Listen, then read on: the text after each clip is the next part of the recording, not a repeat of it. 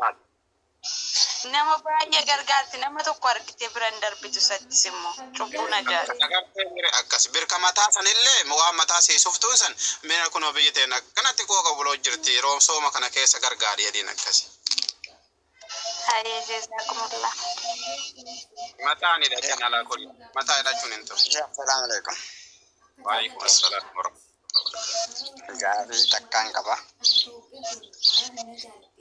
Gaafiin kiyya akkana jaa. Nama musliimaa tokko nama islaamaatii siidaa yoo dhaabanoo akkam fakkaata? Wal faayidaan hoo maali? Fakkeenya nama islaamaa tokko siidaa dhaabanii fi faayidaan nuti isinirraa argannu hoo maali? Wanni inni argatoo qabrii keessatti isaaf maali? Fakkeenya maanta nafa makkaatii caaluu tan Ali Birraadhaaf yoo dhaaban hoo jechuu Yaa maalirra wal qabna? akkasuma jedhaa baran. Faayidaan inni tokkoffaa namni du'eessu yoo faayidaa siidaa dhaabanii faayidaan isaa jira hin jiru jedhe gabaabsaa sirraa. Nullee faayidaan nuun hin jiru. Siidaa islaamummaa keessatti hin dhaadheessu islaamummaan siidaa namaa dhaabu faayidaan isaa hin jiru.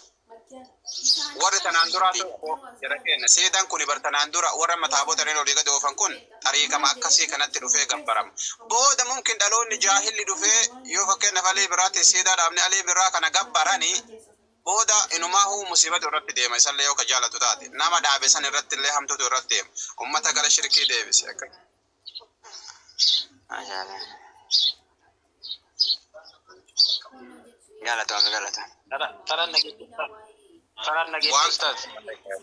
waan kana ofirraa eega siidaa olii gadi oofuu shari'aan ta'e nan dheeressitu hin feetu hin jaalattu sababaani siidaan kun booda gabbaramuu ammallee osoo gabbaramuu illee kan hin malu taate faayidaallee isaan qabu.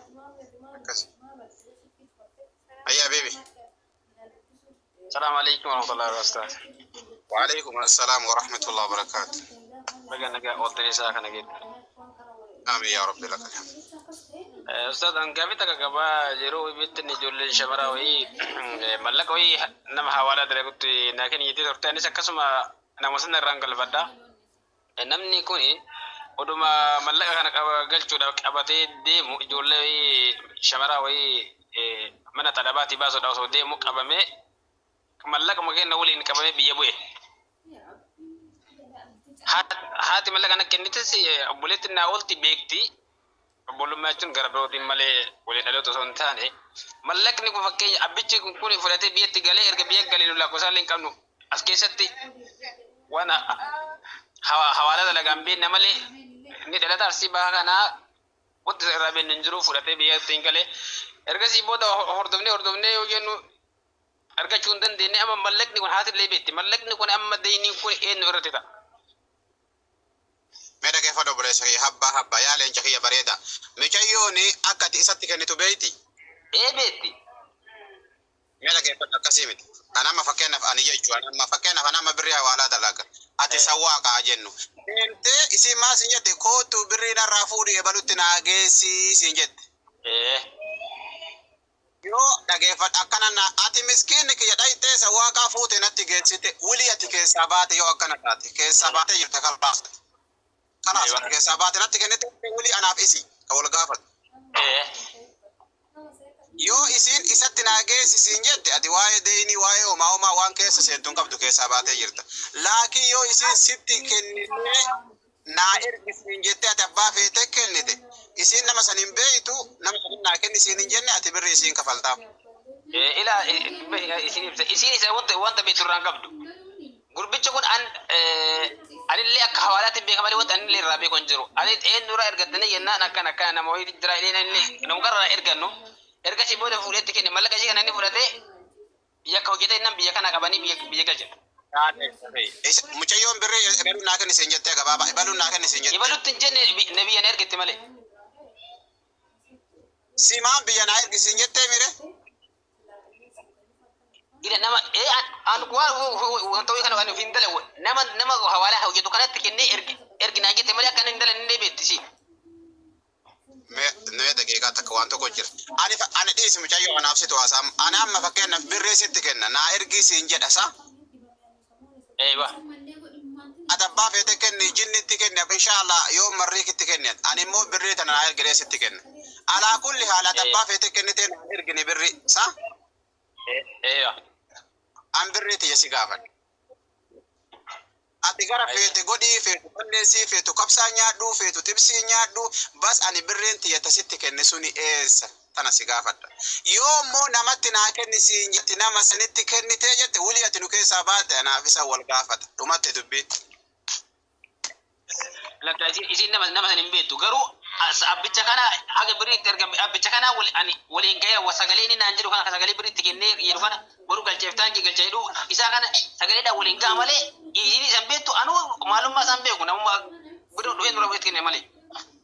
Sagalee wal dubbisiiftee ila kunoo namni itti sii kenne kana jettee isiin sirraa jaalattee sirraa fudhatte. Dhageetteerti hin beekti isilleen isi utuma anaaf isinillee utuma boru erga iftaan erga dhufa gaaf kan biyya galinne. Alaa kulli haal isiin lafa jala jechuuf fakkeenyaaf nama dhageeffadhan malee dhiyeessisi anumaasitu haasaa jechuuf fakkeenyaaf birriitti asitti kennee naa ergisiin jedha atillee ani namatti kennee jira naan jettee kaatee sagalee nama sanii na dhageessiftee ila kunoo kana jarri lamaan daaraktii walitti dubbattee sagalee osoo hin ta'in. Laa. Birrii isii kafaliifate akkasii. Kas jazakallah khair. Ati kafaliifi ati immoo isarraa fudhadhu. Warri taanu baarakallah. وعليكم السلام ورحمة الله وبركاته. جرى يا رب لك. وري شيرين دفنا يا جماعة.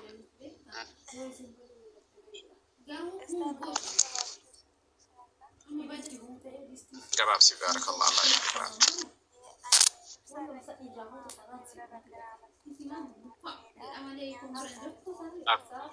كستانا ديري فدو يلا راحة يغافدو هي مالجد سوت يغافد.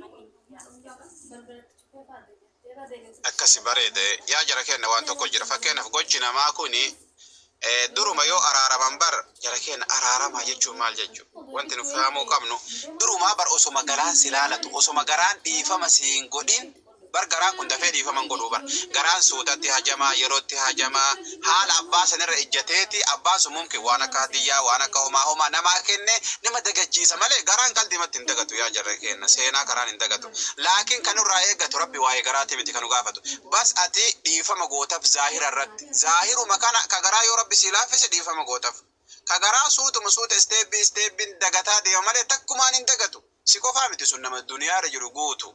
Laakiin ati dhiifama gootaaf maana haayish erga dhiifama gooteef yoo walitti dhuftan assalaamu alaykum jettaani assalaamu alaykum intun takraara yoo taate yoo xiqqoo deebite hadeemti nama walitti harkisaa deemti salaamu alaykum intun jara kenna sinii galaami salaamu alaykum tana wanti daruurii tahee fi nama walitti harkisaa deemti takraara yoo salaamata wal gaggaafattani garaan suuta dhiisaa deema obboleetti.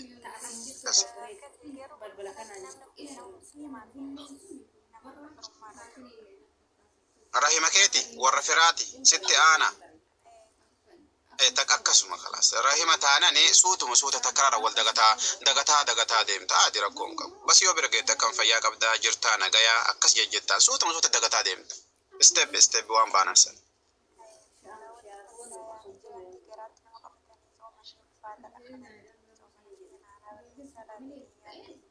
La soomanan balleessu inshallah akkasi jara keena namni kadandahu waan garaa walii araaramu kuni waan suutan itti deemu akkasi takkumaan hin haqamaa miti bar naqamu takku.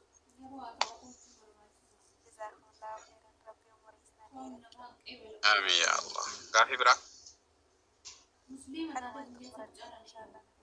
ayye jazakallah warittaano ye barakallahu fiik mana fulo goda jara keena share goda wa alaykum assalam wa rahmatullahi wa barakatuh. Baga jiraata. Jira ya rabbi lakal hamd. Gaafin kiyya bishee ka waa'ee zakaatirraa. Ayye. kanat waggaa lama dura namicho tokko birrii 100 itti kenne na liqeesse fi bira dhiisee ergasiis ammoo wayin bitedeni 120 itti kenne wayin hin binne dalaguma ofittiin seenee karaas gaaf magalee naa kennita ittiin dalaga dedeni takka waggaa lama irra ga'e takkas waggaan tokko irra naanna'ee yaani zakaa amma irraa baasamoo irraa hin baafne akka mbeeyta mire namni kun sii kennaa maanaha nama shakkii qabu miti akkasii jechuudha. Ifi waan kana fakkaata. Kalaas akkuma baankii jirtu ka warri jara kenna. Akkasuma akkuma baankii jirtu kalaas. amma kaa waggaa lama irra naanna'ee ka waggaa lama irraa baase. Rabaaf takka waggaa sadiitu inshallah rabbiin alama dhaqqabachiisi kan ramadaana kan.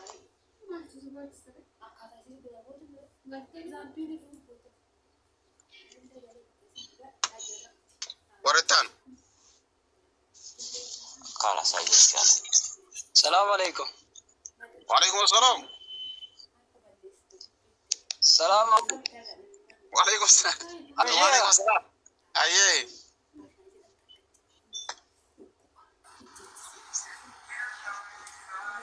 Sagaleen hin dhagahamu. Hin dhagahama bibi xiyyan dhagahamu.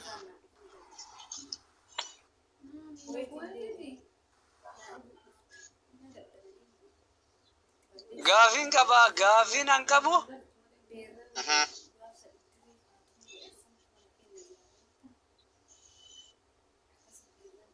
Oh shabaka wallahi. Komanti bareessu bilisa xiyyan. Shabaka geettu. Gaafin an qabu. Namni tokko amma nuti biyyoota namaa kana keessa jirra. Ha? Ayyee. Gaafin an qabu nuti amma biyyoota Arabaa kana keessa jirra. Biyyoota Arabaa kana keessa jirra intala takka niqaa godhannee intala san osoo biran dhufin gaafa rasuulli keenya sallallahu alaihi wasallam gaaf tokko intala takka seenee osoo siin tuqin waan qaama isii argeef jecha maarii kenneefi firraa geggeessee jaan nutillee amma intala takka biyyoota Arabaa kana keessa waan jiruuf niqaa godhee ati jaartiiti jennee mukkin somnee uraa isii faalaalle ooran isii sungaa ooran dhalaa humbeeyta hojii malee beeyta laalchafu waan namaaf hin tolleef erga ooraa isii garreessaniin ati naan taatu jennee gallakkifne maaliin jiraayii jechuu hoji. Alaa kulli haal jara kenna dhalaa takka hogganii kaa hidhatanii yoo jibbite akkas maari. Gawaatuma naasee malee waa isheen nan dhageenye egaa. Dhaga'e obboleessa kiyya. Yoo si jibbite akkasi. Yoo si jibbite yookaan yoo gadhiifte nuus maarii fudhate akkasii. Intuyne wal biran dhufne bar wal biran dhufne bar. Wal biran dhufne bar ni kaa'uma hidhachuun wal biran dhufne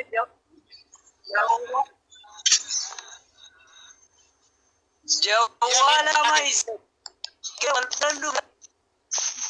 Ji'a meeqa maqaa keetiin teette obboleessa kiyya waggaa tokko ji'a sadii maqaa keetiin teette misilaa riskiin biraa baatee fi basilaa kabilaa laallatti maqaa keetiin taa'u jirtiimi. Jawalan sosobiyaa dijaartii xiyyaa ke gaafama isi. Akkasuma sanuma fudhatti maari'e nuusa fudhatti.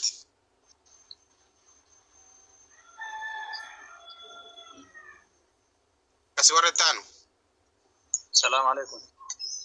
Waalaikum assalam wa rahmatullahi wa barakatuh. Shabaka kootiin saangaa fi waan dhaga ulle deebii. Deebisi obboleessa kiyya jalaa dhageeffadhu ayyeetti hufe. Anillee gaaffiin kiyya akkuma kanatti itti fufaa. Warra ofiitiin istee warra ofiitiin qoosaadhumaan si hiikee jechuun akkam akkamii jedheedha. Cooran hin jirtu jara kenna waa sadi keessa. Cooruniin hin ta'u waa sadi keessatti. Si hiikee qaldiin hin jirtu.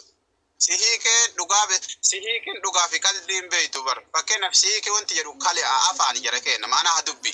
Dubbii tana keessa tun dhugaadhaa tun kijiba wanti jedhee adda baasu hin jiru. Dubbii mi wanti tu. Kalaas erga dubbiin afaanii baate akkuma waan gadheessatti ilaalamu.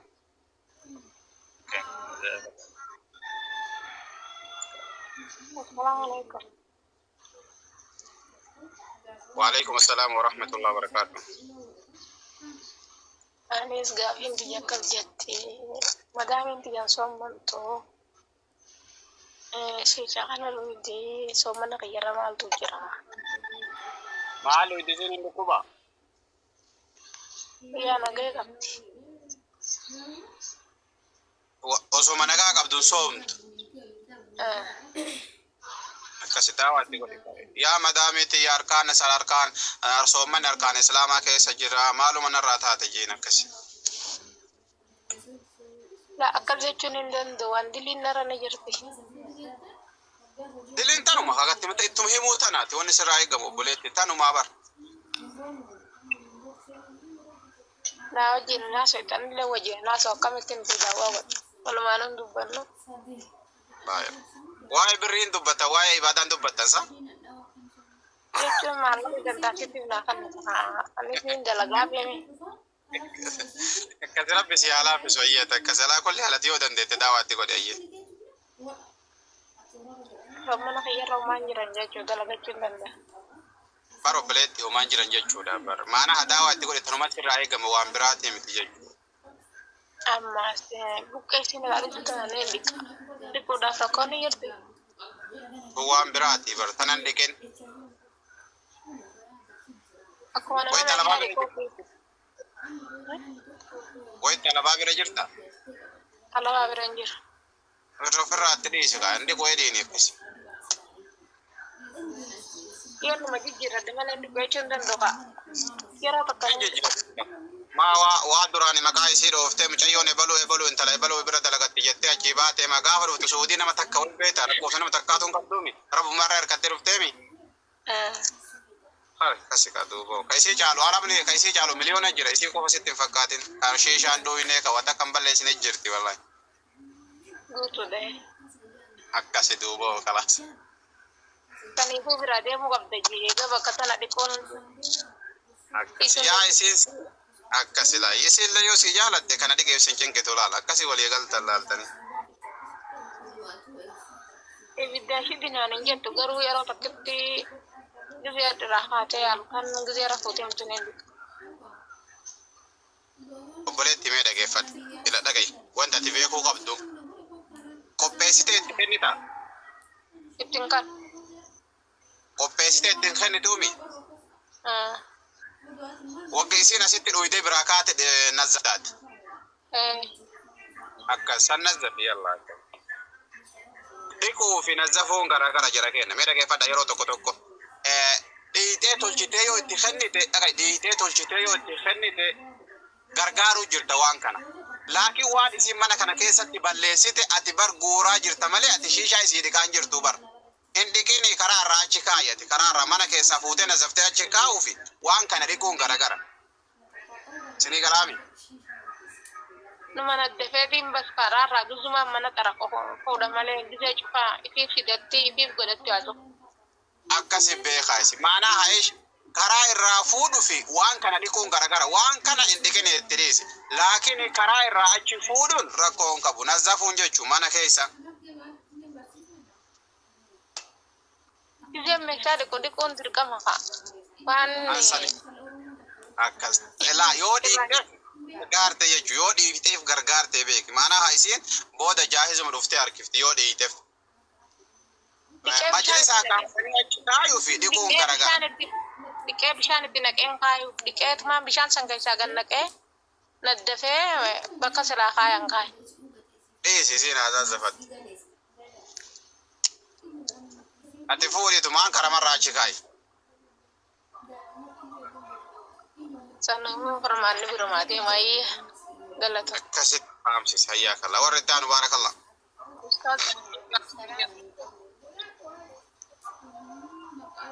Maayet.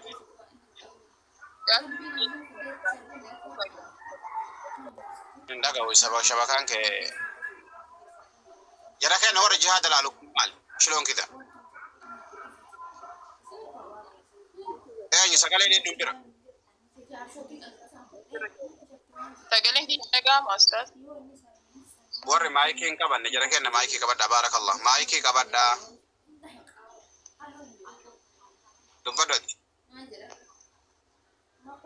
Sagaleen hin dhaga'amu. بدو بليتي بارك الله. waa'ee shamarran biyya alaa ba'uu irratti fakkeenyaaf jechuudha shamarran biyya alaa ba'uun hin ta'u jechuutti hin beekaa deebisee immoo namoonni warra nikaa hidhatanii biyya irraa waammatanuu jechuudha biyya alaa ta'anii hin ta'amoo ta'udha kanas hin gaafachuu barbaade. Warri biyya alaa namni jaartii ofii yoo yaamate haala gidduu kana jaartii ofii yoo yaamate yeroo finfinnee akkamitti dhufti bursusiin akkamii homaa algaa kophaa bultii bursusiin hedduu jira laakiin yoo rabbi kana laaffisee faayamatu intaa jechuudha jaartii ofiiti boota fedhan deemataami okay kanuma singa kasi yaamatu danda'a bas isin yeroo dhuftu kana keessa haalli akkamii homaa kanneeni bas jira rakkoon jiroo tokko bas yoo kana rabbi haala mijeesseef nama inni beeku faana yoo nama inni beeku son ta'in nama gartee isii fuudhuu hin dandeenye fa'a waliin yoo rabbi fideef bareeda akkasi.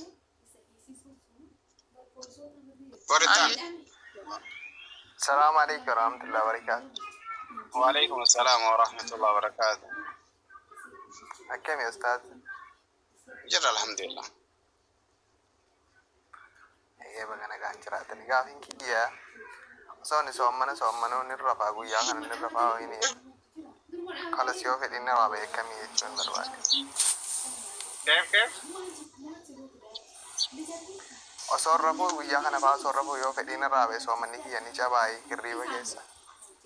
Jara keenya waan namni harka keessaa qabutu ramadaana barreessa. Waan namni harka keessaa qabu maanaa waan osoo otoo beektuu fi dalayte waan fi hin dalaginii miti dubbiin.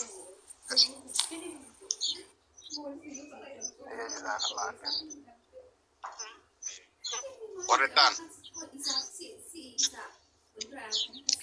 السلام عليكم ورحمة الله وبركاته. وعليكم السلام ورحمة الله وبركاته. شيخ غافي كبا غافي أكا مجرف ذكر غافة سن فكنا في زكاة كان بيا أكون يسمى بيا ربا جرام الله كجرجنة جروكنا ويو الرباسن نما وفي نما فرا يوكان عديرة ور وان قمنا يوكان نتكنا نفتا عظيم جرانيتو ودواي كن زكاة يعني دبتشون تانت وفي أبان باسني بيكا rakkoon qabu haati laakiin aadi miskiina numa kennaniif zakaasii kennee jedhanii itti muu baatanillee numa kennaniif haati hamshee ati beeki malee. jazakallah khayra. Hayyaaka yoo zakaasii kennetteen rifataa miinillee isan barbaadda. Akkasii. Waalaikum assalam warahmatullahi wabarakatuh reettaanu. عادي نومك إنني مسكين يعني مسكين. السلام عليكم ورحمة الله وبركاته. وعليكم السلام ورحمة الله وبركاته. شكرا منا فلوق بارك الله فيكم. يا رب لك. أما سوما كيس يرو سوم نكنا يو ورا من تابراتين ولا ليس تاني أكم تامي. وتو مسلمات دي فما كافنا. أودي وكاني ولين ناسوف. Nama obboleeyyanti dhiifama nama gaafachuun nama ittimii nama miidhaan guutu bar islaama qofaa miti nama miidhaan guutu hatta osoo afaan beekee horii kana miite horii kana dhiifama gaafatta osoo afaan beeke muu shartiin islaama qofaa miti warri dhiifama gaafatan ati nama miinan nama san dhiifama gaafadhuudha malee dubbiin. Himmiine taanaanoo an akka yaaduttoo fi himmiine. Kalaas yoo miidhin maaltu sirra jirare. Kasi ofirraa waliin odina ada malee ka islaama warri waliin odina dirqama salaama wal gaafadha warra islaamaa gidduudha kun. السلام عليكم. وعليكم السلام ورحمة الله. أستاذ كم نجا كيسني وندي كيسنو فيا كيسني. يا رب جزاك الحمد لله. شكرا ورا شير قوتن شكرا ورا فلو قوتن شكرا ورا كتاب قوتن. أيه. baga jiraatanii fitirtuun kun waa'ee Ramadaani kanarratti namni fitirtuun baasne Ramadaan isaa hundi qeebalamu jedhan kun akkami biyyaan baa kana keessatti nuti qophaa jirra jechuudha. Dirqama qabna. Zakaa fitirii waan ta'eef. Zakaa fitrii numa baasi. Kasirraa baasi ka rabbiin si gargaaru.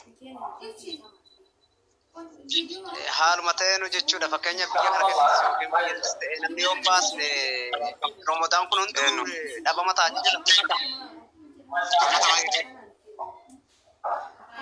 Palmataa keenya maayikii qabadhu haa.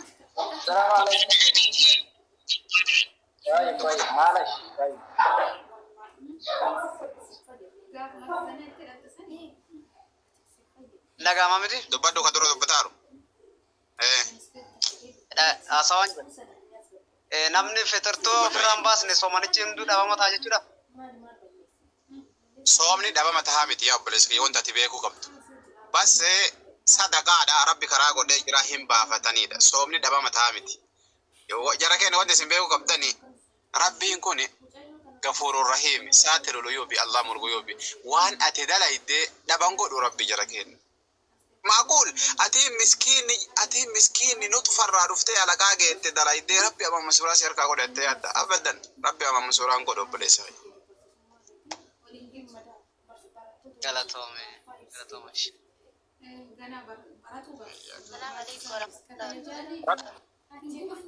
Waalaikum assalam warahmatullahi wabarakatuh. Ustadha gaafiin qabaa gaafiin obboleettii xiyyaa wallola qabna. Bilbilee narraa kaasuu diddee dhiifama gaafatte jedhee garuu wallee ittiin balleessine. Ammallee abbaa warraa ittillee narraa kaasuu hundi isaaniitu jechuudha ramadaana kan salaama godhee jedhaan jireen narraa kaasuu didanii maaltu narra ta'a. Obboleetti garaati. Obboleettii magaraati. Akkasi rabbiin alama isin yaafetu rabbi walitti isin urgeessu isiillee rabbiin alama haa qajeelchu kaasatan yoo ati faatu gongora qabaatte taa dubbii yoo obboleettii hangafaafaa taate soota jaalachiisi akkasi. Wallahi waan dogongora qabu jiru yaaduma akkanumatti narraa goranii hundi isaaniitu abbaa warraa isillee yeroo waan akka suutuma salaama gaafatanii akkasi kan inshallah gama keetti waa baate kan inshallah akkasi suutuma inshallah rabbiin alama isin yaafetu.